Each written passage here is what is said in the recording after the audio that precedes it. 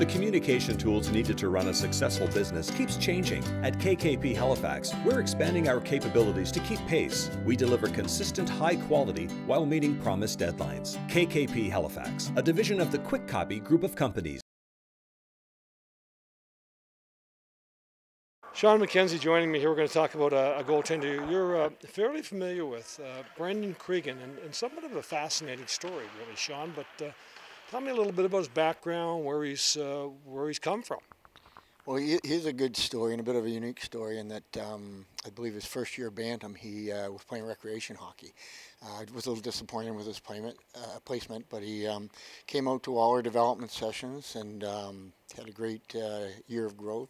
Next year, I believe he made Bantam A, so he progressed up a little bit. Same idea. Did a lot of extras, put in a lot of time and effort to get better. Then ended up in one of our rep midget programs.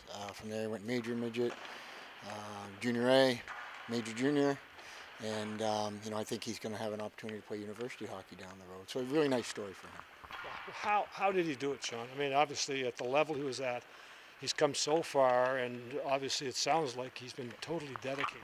Yeah, I think that's the starting point for him was his attitude. He didn't, although he was disappointed, he said, I'm very young, I get great family support, seeked out opportunities to go out with players that were at higher levels to make him better, and just did everything. And he's got a great compete level. He's a goaltender that battles in all situations, and we're very proud of him, of his progression. And it's a nice, he's a nice example for other kids that are in similar situations. What kept you motivated? Obviously, didn't make that rep team back in Bantam, and you played house league that year. Yeah, looking back on it, I think it's right now it's kind of funny to be in those shoes just because of everything that's happened so far. But looking back on it now, flashing back to that moment, I think it was really tough. But having a good support group around me, great people, Jack Hartigan and Shawn MacKenzie work with me every single day and giving me everything that I would need. So looking back on it now, it's just taking it in a positive outlook and trying to get rid of the negativity and just keep a positive look on it and work hard and try to work your way out of the situation. What did you lean on? What did you pull up from within to keep you going? Yeah, it's just the love of the game for me. I don't know where I'd be without hockey. It's something that's part of my life, and I know going to school right now, I love studying, I love being in school, but at the same time, it's nothing like being out in the rink with friends. So for me, it's just being on the ice every day and trying to get better. I love seeing improvements. I love working hard and just trying to get better at little things and trying to improve yourself as a person and a player. So for me, I think the biggest thing is just the love of the game and to keep on the ice and keep going. You obviously had a good support group, but were there naysayers? Were there those that told you that you couldn't make it? Yeah. Well, off personal experience, I don't know any that would say it to my face, but I'm sure behind my back there was a couple. As with anything, I'm sure, there was a couple people or multiple people who said those things. But that's like anything. You got to take a negative outlook, and it just gives you fuel to work harder and to prove them wrong. So you're going to get that in any stretch of life that you go in. So you just got to work through it and not let them get to you, and keep working hard and keep doing what you got to do. He was in house league. And Shawn MacKenzie had me out to run a house league goalie session, and saw this kid working really hard. And I said to Shawn, "Who's this goalie? I don't think he should be playing house league."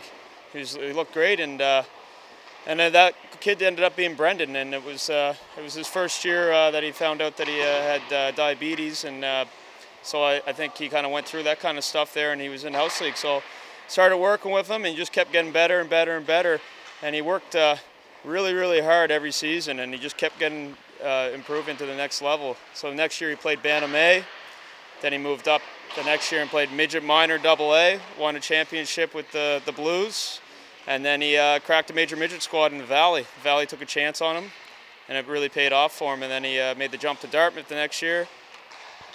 And then he went to the Q camp, and after he went to Dartmouth, and then things from there he went to play junior A and got the chance to play with the Sherbrooke Phoenix. So every year he's gotten a little bit better, he's improved, and he's keeps improving every day. So. You mentioned the diabetic side of the story. Can you expand on that? Was that, I guess that was a very significant factor back at that stage. Yeah, it's really interesting spending time with Brendan to see how dedicated he is to managing his diabetes. He's really on top of that, and he doesn't let anybody really know that it affects him at all, but I see it off the ice that he's taking care of that, and it really doesn't affect his game. I know Max Domi was a really good big advocate of that, and I think I know, talking to Brendan, that was a guy that he looked at, saw that he can play in the NHL and play at the highest level, and he really saw that was a pretty inspirational for him to do that. So last year a 19-year-old in Sherbrooke, this year heading back to camp, an potential overage position there. Tell me a little bit about your attitude going to camp and what your objectives are. Yeah, I think an overage year is a bit scary for some people because you're not sure what's going to happen, but for me it's kind of the same outlook as I had going into camp any other year. It's just to work hard and be in the best shape I can be, trying to get better every year, trying to show the coaches something that I didn't show the year before. So just trying to get better at little things and try to improve on every aspect of the game is the biggest thing for me. And at the end of the day, if you work hard and you come to camp in better shape and better than you always were, then you can try to crack a spot in the roster and hopefully be in the league, which is exactly what I want to do next year.